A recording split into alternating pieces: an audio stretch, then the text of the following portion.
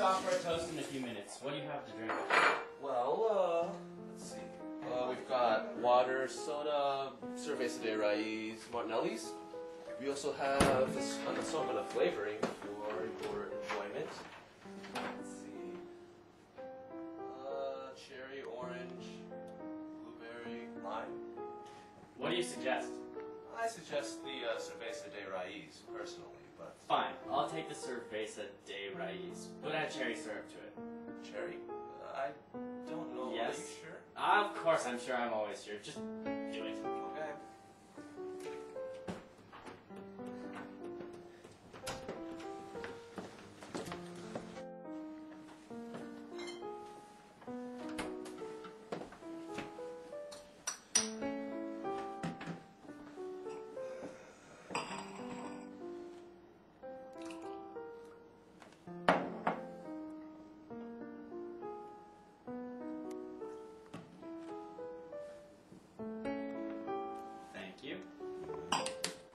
What's that? Oh, it's a piece by Marcus Hornoiu.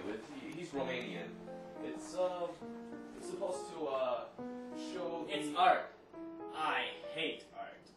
Art's for people who don't know how to make a decent living in life. Oh. I hate art. Okay.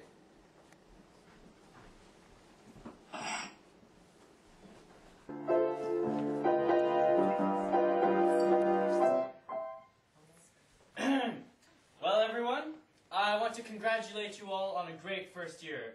I don't think I could ask for a better first year.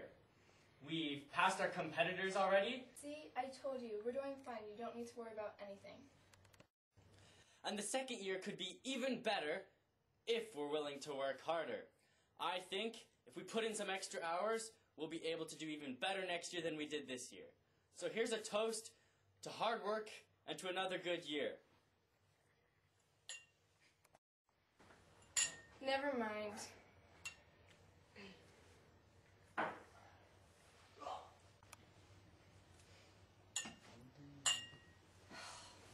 He is a nutcase. All he thinks about is work. From morning until night, work, work, work. You know, I bet he dreams about it too. Well, he is the world's youngest businessman of the year ever. So, he's a workaholic. Have you ever seen him come into work? No, he's always there before me. Mm-hmm. And have you ever seen him leave? No, he's always still at his desk. Like I said, the man is a psycho. Nobody likes him, but he doesn't make us work as long as he does. And he pays us more than most companies would. He's just a little eccentric. Well, I guess he did get the company on the right track and did make us work 90 hours a week every week to get us here. So I suppose if you put it that way, he's an okay boss. Let's be honest, no he's not. If things keep going this way, I'm gonna quit. Come on guys, he's really not as bad as all that. Look, he's human too. See? He's asleep on the chair. Well, albeit he is human.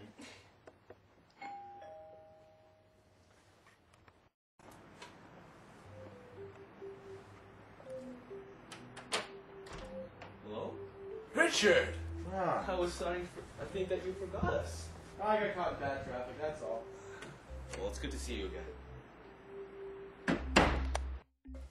Ellie? Yes? You remember Richard, don't you? Of course I remember Richard. It's been a while. Yes. How have you been doing? Well, as you can see, this is our newest business venture. I'm running a bed and breakfast now. And tonight, we have some pretty important guests. Really? Have you ever heard of Golfix? You know, come to think of it, isn't that the business whose owner is the youngest businessman of the year? That's the one. I read about it in the newspaper. Oh, hello, hello. How is your golf game doing lately? No, I What? can tell by your conversation that it's not doing too hot. Well, I can say that I have a new product, Golfix. It'll save all of your problems. It makes dramatic changes, and I can offer it to you for the low price of $60. Well, that's a sweet deal, my friend.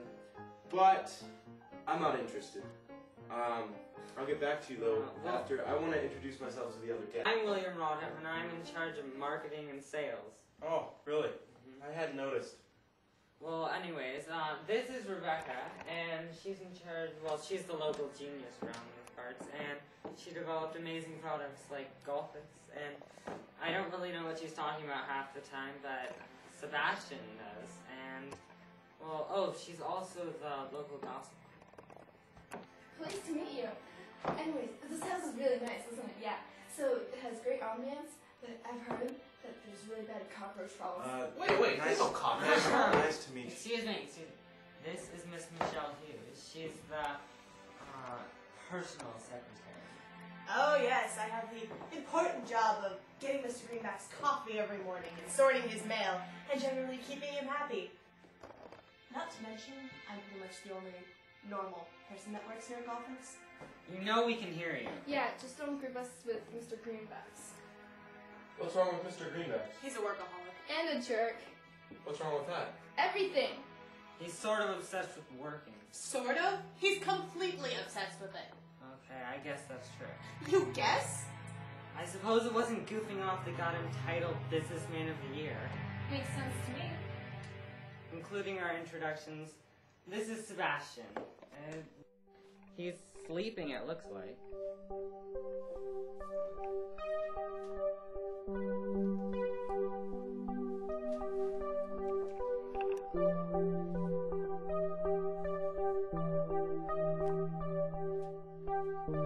This man's not sleeping. He's dead. Did you say dead? Yes, what did it sound like I said? He's dead. That's horrible.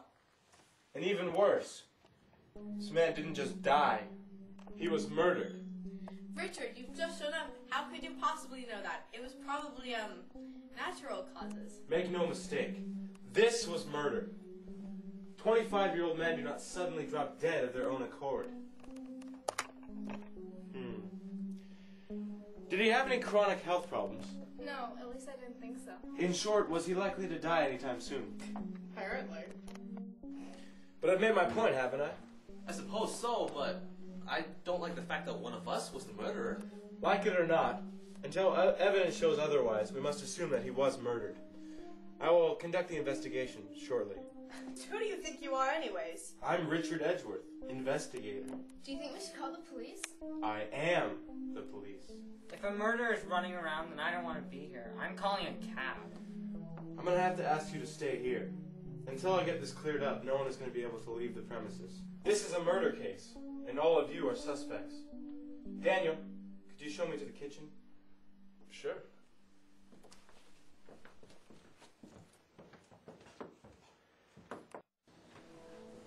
Here it is. I need to know exactly what happened. Well, How about you start by telling me what you remember Sebastian doing right before whatever it was that happened. I really have no idea what it was.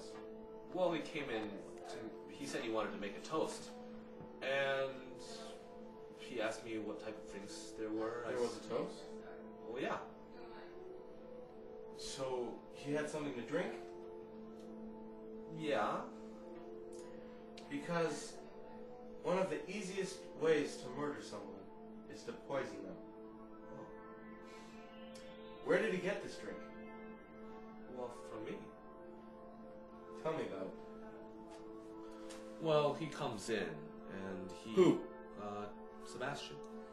Thank you. Continue. As I say, he comes in and asks for a drink. What type, I ask, and he says, what do you suggest? I offer him Cerveza de Raiz, since it's my personal favorite, and he says fine, but add cherry syrup. And if I may say so, that seems like very poor taste. So I ask him, are you sure? And he says, yes, he's always sure. So I open a bottle, pour it for him, but I hate to see a good glass of Cerveza de Raiz ruined by adding cherry syrup. Then he asks me about the painting on the wall. We walk over there for a closer look, and I tell him all about it. We walk back, he picks up his drink, and then he goes and offers his toast. Thank you. Where are the drinks and syrups normally kept? Oh, well, they're in the pantry. Do you mind if I search it? No.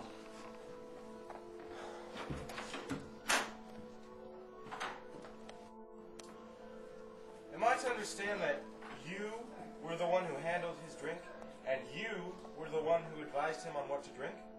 Yes. So the people who could have known what he was going to drink were you and anyone else who knew his favorite drink? Yeah? Wait, you aren't suspecting me, are you? Everyone is a suspect. Even old friends. Was he holding his glass while he was talking to you about the painting? I don't think so. Lastly, can you tell me what this is? No. Maybe Ellie would know? I'm not quite sure. I see. Thank you for your time. I need a cab. When can you come pick me up?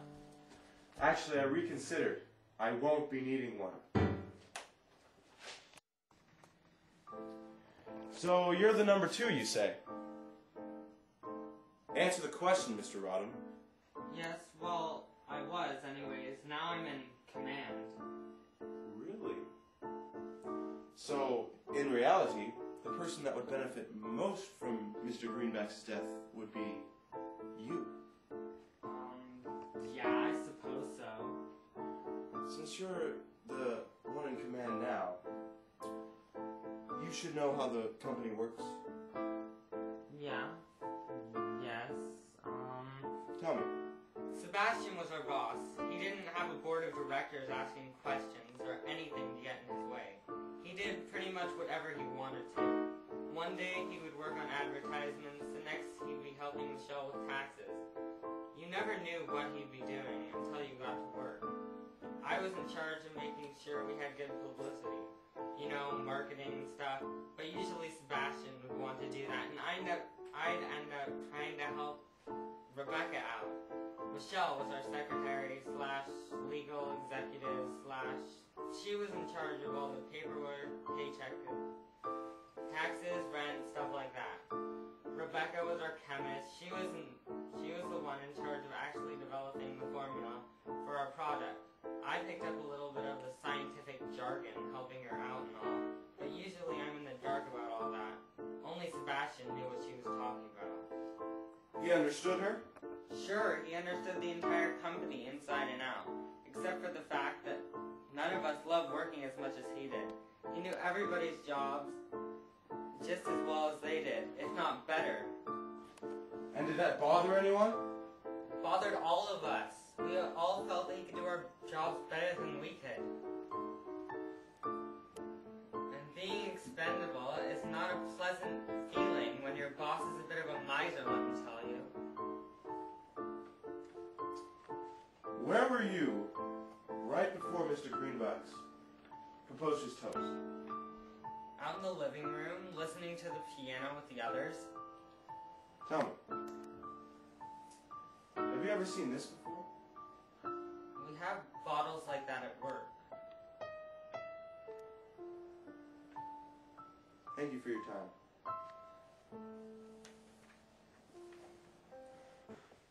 What did the detective say to you? It's really none of your business. Come on, if you have nothing to hide, you'd be telling me. I don't have anything to hide, just quit pestering me. You know you want to. Mr. Greenbax never knew when to quit either. I just wanted to know what he was going to ask. He's going to ask you for a few minutes of your time. I understand you're the chemist here. What exactly do you do, anyways? Well, our company makes paint. Paint? Yes, paint, and... Forgive me if this is rude, but don't a lot of companies already make paint? Most, And what's so special about yours? most people limit their paint to art and houses. Ours goes on golf balls.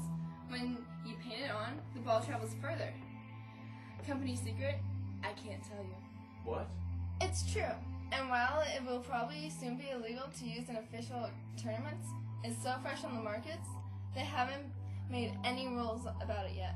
Also, amateurs can use it and see instant results. That's what this company makes its profit off of? No offense, but... Yes, I know. You think we're doomed to bankruptcy. But many people are willing to empty their pockets for anything that will help their game. I suppose. you can see why my job is important? I definitely can. You're the only one who seems to actually be working on the product all the time. Do you work with chemicals that look like this? Where did you find that? So you've seen it before? Of course, it's mine.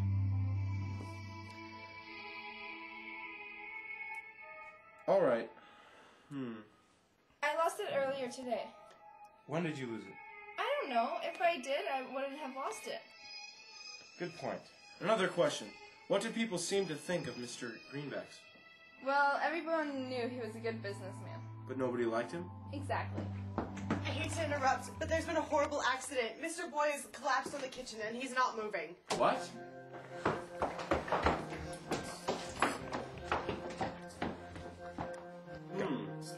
Interesting. He seems to be portraying the same symptoms as Sebastian. What symptoms? Well, they're both dead, aren't they? No, he's not. He's still breathing. What? Has anyone called an ambulance? I did. Guess you're not as dumb as I thought you were. Hey.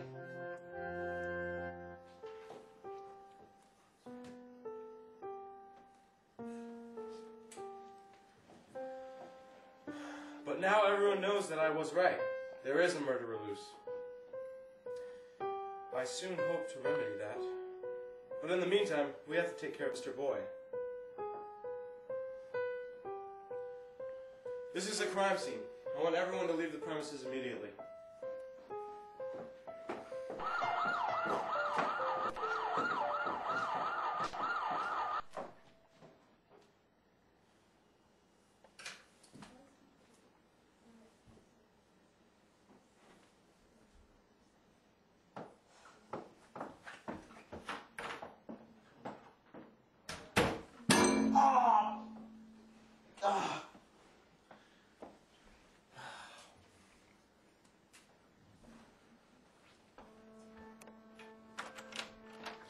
This is a crime scene, you know.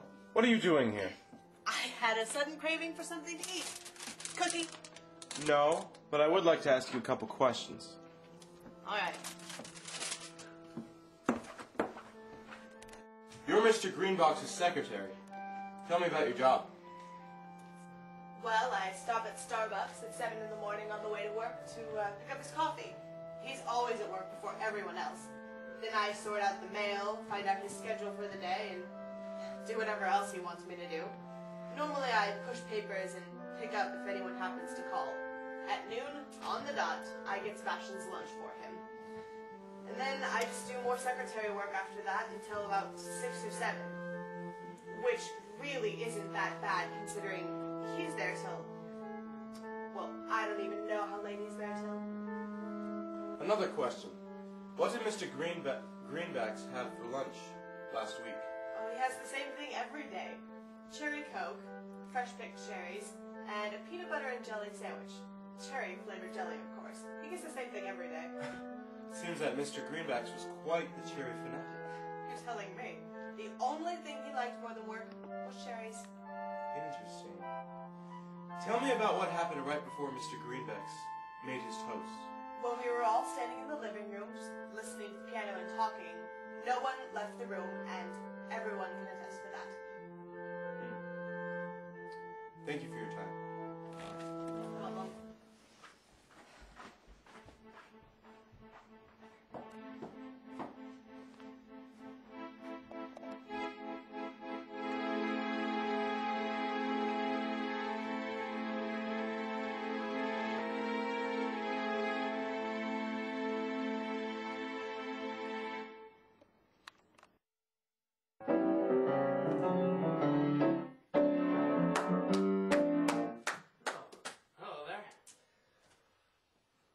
Would you mind reading that up in your room? I'd like to interview John down here. Sure. So, I assume you were shocked to hear that Mr. Boi was murdered. What? I said I assume you were shocked to hear that Mr. Boi was murdered. When did this misfortune occur? Within the past hour. I find this development to be most unsatisfying. The others stated in their testimonies about Mr. Greenbax that they were all present during the assassination. I find no contradiction in their testaments. In that case, I believe a final interview is in order. You may proceed with your business, Investigator. I appreciate your cooperation.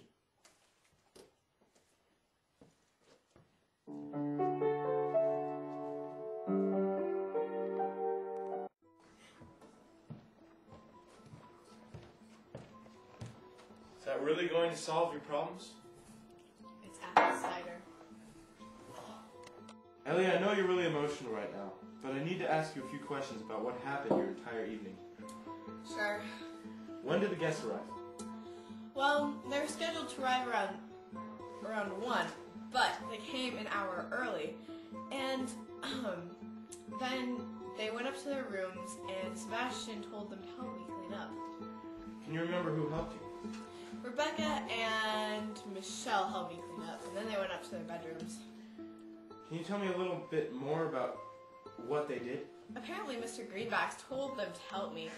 So I had Rebecca sweep up the floor, and Michelle put away stuff into the pantry. What were you doing? I was washing dishes when the telephone rang, so I picked it up. Apparently, Mr. Greenbax gave away the number to the hotel to a potential supplier, a Mr. Ulrich, I think. He wanted to get business done even while he was on vacation. I didn't have a pen, so I borrowed Rebecca's. Rebecca went back to sweeping the floor, and Michelle kept putting things away. Richard.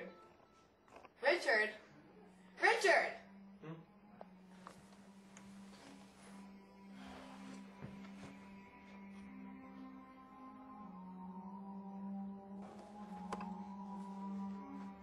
I've got it. What?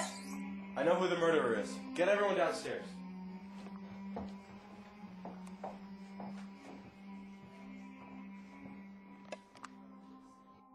Everyone has admitted to what I originally suspected, that it was murder. The question is, which one of you did it? In every case of murder, there is a villain and there is a victim. We know who the victim is. We do not know who the villain is. That is what I intend to reveal to you right now. Well, how can you possibly know that already? Logic. First, we will determine the mode of the murder. And it is poison. I can be very confident of this because I found the bottle. But the murderer needed to ensure that the poison reached his intended victim. So, instead of poisoning the drink itself, he poisoned the syrup. How do you know that? It's simple, really. Sebastian and Daniel did not have the same drink, and they did not have the same ice cream, but they did have the same syrup. Michelle, would you be so kind as to fetch the poisoned syrup bottle from the pantry for us, so I can show them my next clue? Sure. Now that we have the mode of murder, let us determine the motive. I see no one with any more motive than the company's number 2. William. What? Just because I'm the head of the company doesn't mean I did it. But do we have any reason to believe you didn't do it? Well, hey, innocent until proven guilty, right? Aren't you supposed to show I did it? So you admit you did? No. Good, because it really would have messed me up. I knew it wasn't you all along. You have a solid alibi for the entire time since you arrived until Mr. Greenbax gave the toast. Then why? I like making people sweat. But now on a more serious note, we know that it wasn't John, because he was playing the piano the entire time that we were here. And he doesn't even know Mr. Greenbax, so why would he kill him? We also know that it couldn't have been Ellie, because she also doesn't know Mr. Greenbax. We also know that it couldn't have been Daniel, because he is no longer with us. How do we know it wasn't you? Considering that I didn't show up until after Sebastian was murdered, it would be very hard for me to murder him. Oh, yeah.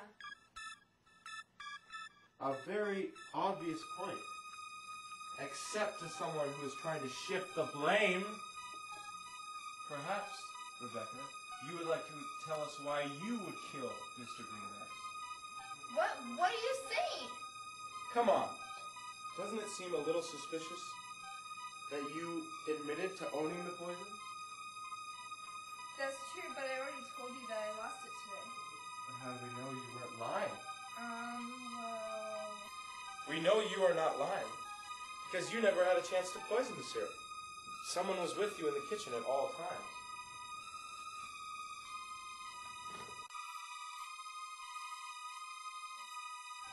But who would have had a chance to poison the syrup? Only one person was alone in the pantry since your arrival, and that was our murderer, Michelle. Excuse me? You murdered your former boss, You're Sebastian crazy. Greenbax. You're crazy. I know when and where you poisoned it.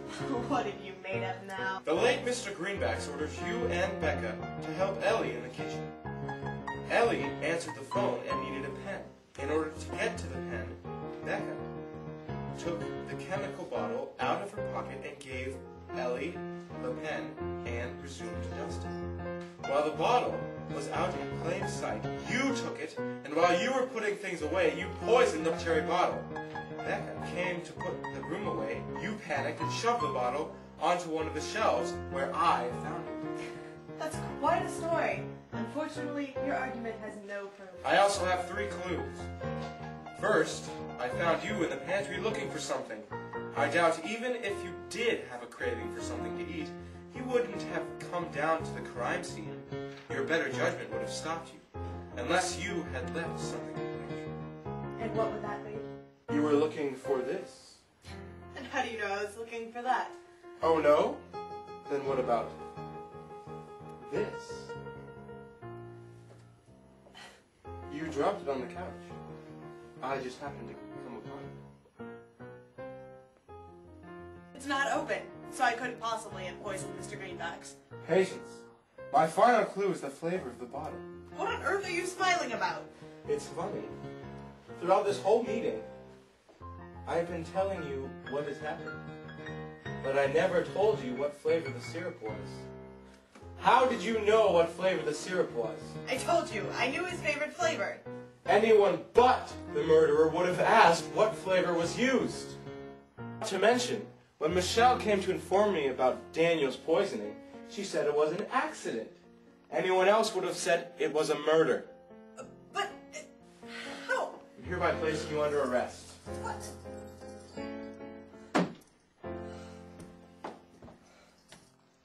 Come on, Becca. Hurry up. Please, can I take a break? Chemists aren't supposed to do physical labor. Oh, suck it up. What? You're just as bad as Mr. Greenbax was. Don't compare me to Mr. Greenbax, but fine.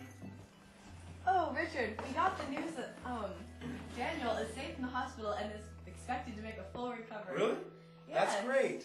Thank you for all you've done here. I don't know what we would have done without you. Oh, just doing my job. If there's any way we can repay you. Well...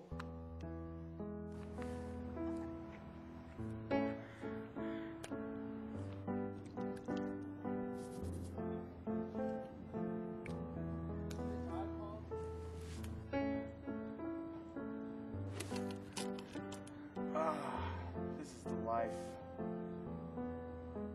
Perfect vacation. No self...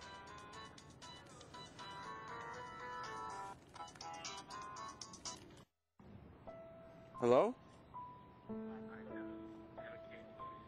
Oh, it's you. What? Another investigation? Oh, please. Look, I'm on vacation. All right, I'll be there. Man, I thought I would get a real vacation this time.